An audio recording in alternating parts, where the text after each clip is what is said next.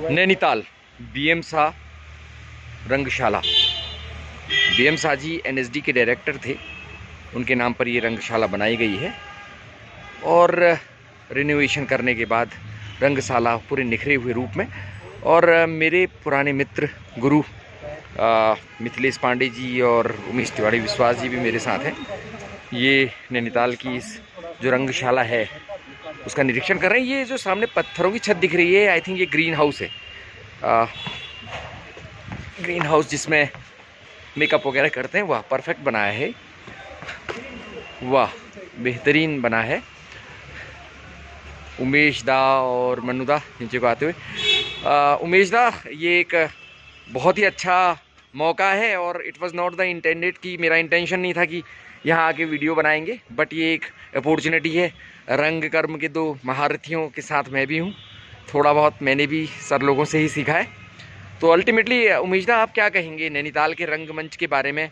और नैनीताल का जो रंगमंच है, ये स्टेटमेंट आपका हिस्टोरिकल स्टेटमेंट बनेगा, ये रिकॉर्ड हो रहा है और अल्टीमेटली इसको हम सोशल मीडिया में डालेंगे।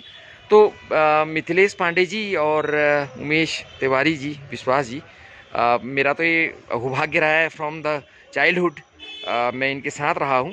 तो 2-2 मिनट के लिए रंगकर्म के बारे में बताएंगे, इतिहास के बारे में नैनीताल के रंगकर्म के। भाई रंगकर्म के जहाँ तक नैनीताल के इतिहास का सवाल है, रंगकर्म तो यहाँ की हवा में है। वाह क्या बात है। और किस ज़माने से जो है रंगकर्म जो रामलीला के मंचों से उठकर जो है समाज तक पहुँचा और अंतर्राष्ट्रीय स्तर तक पहुँचा, निर्मल दा लेके उनको। हाँ, तो रंगकर्म का इतिहास तो बहुत पुराना है और इसके लिए वो मेरी पुस्तक थिएटर इन नैनीताल जो है, हाँ बेहतरीन पुस्तक, 2010 तक का एक विवरण है। हाँ, एक क्रोनोलॉजी के हिसाब से यहाँ के रंगकर्म का एक इतिहास है। हाँ, वो उसमें मिल जाएगा। और जहाँ तक अभी दुनिया भर में रंगकर्म के लिए जो परिस्थितियाँ हैं, जो मुश्किलें हैं, जो कह सकने की जो कुव्वत है, वो अगर नहीं है तो वो यहाँ भी नहीं है। वो थोड़ी दिक्कतें हैं, लेकिन फिर भी नैनीताल में आज भी नाटक हो रहे हैं। अभी भी लोग बैठ कर के, अगर नाटक नहीं भी हो रहा है तो नाटक पढ़ रहे हैं, नाटकों की तैयारी कर रहे हैं।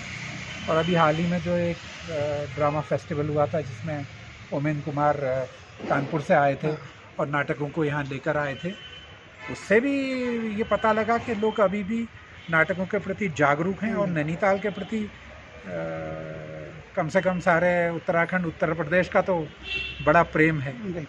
यहाँ आते हैं लोग और पुराने रंगकर्म को याद करते हैं। और आगे के लिए यही है कि इस तरह की जो एक्टिविटी हैं वो अगर शहर में हो, ऑडिटोरियम की हमारी एक डिमांड बहुत पहले से रही है और बहुत ही बड़े पैमाने पर उसके लिए कहा गया, एडवोकेसी की गई, गुजारिश की गई लोगों से कि साहब नैनीताल को एक आप ऑडिटोरियम दीजिए, जो कि पूरा नहीं हो पाया। आज एक ओपन एयर थिएटर की तरह ये BM Shah open air theatre बना है, लेकिन ये अब ग्रीन रूम है। आपने कभी अगर पूछा होता है कि ग्रीन रूम कितना बड़ा हो, कैसा हो, तो फिर हम उसके बारे में बात करते हैं। वो एक स्ट्रक्चर बन गया तो बन गया, लेकिन अभी भी उसको ठीक किया जा सकता है। दूसरी ओर ये सड़क के पास है, तो अभी मैं मिथिलेश जी से कह रहा था कि उधर से आने वाली जो आवाज़ें हैं उनको रोकने के लिए कोई साउंड का कर्टेन ज़रूर होना चाहिए यहाँ पे। अगर ये होगा तो फिर यहाँ पे बहुत बढ़िया काम हो सकता है। बहुत ही रेलेवेंट जो बात की, समसामयिक बात है। जो रंगकर्म के लिए जो सबसे आवश्यक चीज़ है वो शांति व्यवस्था है और सुकून वाली बात है, जहाँ से साउंड का डिस्टरबेंस ना हो। तो बहुत ही बढ़िया बात कही उमेश दा आपने। अब मिथिलेश पांडे जी भी मेरे साथ हैं। दाजू, आपके कुछ कहे बिना ये जो इंटरव्यू है ये अधूरा रह जाएगा, तो दाजू आप भी कुछ बताएं रंगकर्म के बारे में। मेरे बड़े भाई उमेश तिवारी जी ने भी ये बात कही कि नैनीताल के हवा में ही रंगकर्म है। वाह, थिएटर यहाँ बिल्कुल लोगों की रचा बसा है थिएटर। और यहाँ से ऐसे थिएटर आर्टिस्ट निकले हैं नैनीताल से। वो क्या था कि यहाँ के एक लोक कलाकार संघ, एक बहुत बॉडी थी जो ऑल इंडिया ड्रामा कंपटीशन कराया करती थी नैनीताल में। ओके। और उसमें पूरे भारतवर्ष से तमाम दल आया करते थे, नाटक की प्रस्तुति अपनी देते थे, जिसको देखकर हम पले बड़े। और एक ये तो है ही, और दूसरा यहाँ की जो रामलीला है, जो कि बहुत बड़ा ओपेरा मैं कहूँगा, ओपेरा, क्योंकि आप खुद गायन भी कर रहे हैं और खुद एक्टिंग भी कर रहे हैं, तो वो जो समझ एक बच्चे को मिलनी चाहिए वो उसको बचपन से ही मिल जाती थी।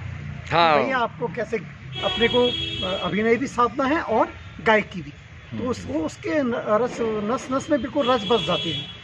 तो ये इसका रामलीला का एक बहुत बड़ा फ़ायदा है। और दूसरा जो थिएटर की बात है कि ये कैसे पनपे, मतलब कैसे बड़ा हो और कैसे इसको विस्तार मिले, तो इसके लिए सबसे बड़ी चीज़ें हैं सुविधाएं। एक बहुत सुसज्जित ऑडिटोरियम की बहुत आवश्यकता है, जहाँ पर बहुत सारी कुर्सी, बिल्कुल जैसे बालकनी टाइप की कुर्सियाँ हो, जिसमें प्रोसेनियम थिएटर हो, प्रॉपर प्रोसेनियम हमारा, थिएटर हो, तो पूरे उस तरीके से और पूरा सुसज्जित हो, जिसमें लाइटिंग प्रॉपर हो, जिसमें माइक सिस्टम पूरा लगा साउंड हो, सिस्टम हो मॉडर्न, और रिहर्सल के लिए और ग्रीन रूम, एक बहुत बड़ा ग्रीन रूम हो, लेडीज़ अलग हो, जेंट्स अलग हो, तो ये पूरा, मैं इसीलिए इसको सुसज्जित कर रहा हूँ।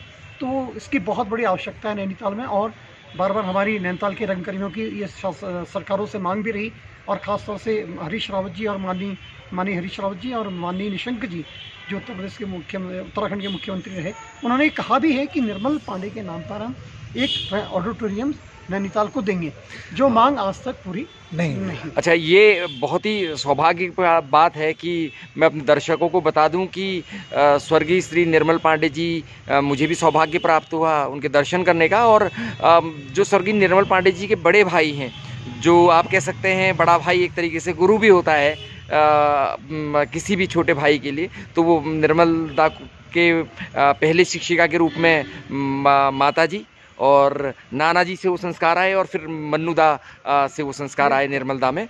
मैं अगर गलत नहीं हूँ तो निर्मलदा के बारे में, तो ये बहुत ही सौभाग्य की बात है कि हमारे साथ मन्नूदा भी हैं। और मैं आपको एक बात और बताना चाहता हूँ कि जब मेरी यात्रा शुरू हुई रंगकर्म की या रामलीला की, तो मन्नूदा और मैं ने भी पार्ट खेला है। तो मतलब ये भी एक प्राइडेस्ट मूवमेंट है मेरी ज़िंदगी का, कि अगर जब मैं अपनी ज़िंदगी को टटोलता हूँ गोल्डन मूवमेंट्स, तो उसमें वो मूवमेंट्स भी हैं जब मैं रामलीला में राम बनता था या लक्ष्मण बनता था। तो वो तब से हमारी दोस्ती है मन्नूदा। और मेघनाथ का आप मेघनाथ बनते थे और हमें टॉफ़ी भी खिलाते थे कभी कभी। तो ये विनय ने मेरे से बहुत सारे रोल निभाए रामलीला में। हाँ, ये भी बड़ा अच्छा। हाँ, और उमेश दा ने हमें बताया कि लेखन कैसे किया जाता है, और अल्टीमेटली अपना नाट्य विद्यालय की हमने कार्यशाला की, यहाँ पे वर्कशॉप की। हाँ, वर्कशॉप की। देवेंद्र राज अंकुर जी, हाँ, जो कि महारथी, हाँ, मैंने भी लिखा उसमें, एक नाट्य विद्यालय के डायरेक्टर भी रहे। हाँ, नाटक भी लिखा हमने। हमने एक महीने की वर्कशॉप थी, जिसमें हम तीनों साथ रहे। हाँ, उमेश दा, मैं, विनय। और उसके अंतर्गत हमने बहुत देवी धुरा का पान और मुक्तिदाता दो नाटक भी किए। हाँ, तो बड़ा अच्छा। आज स्वर्गीय भुवन की भी याद आ रही है, जो भुवन जी थे हमारे, भुवन बिस जी, वो भी थे हमारे पास। तो इन यादों को सजाए हुए, और ये कुछ ये इंटरव्यू हमेशा एक दस्तावेज की तरह रहेगा। हम इसको YouTube में अपलोड करेंगे, और आने वाले समय में ऐसे ही कुछ उपयोगी वीडियोज़ लेके फिर उपस्थित आपके सामने होऊंगा। जय हिंद, जय भारत, नमस्कार।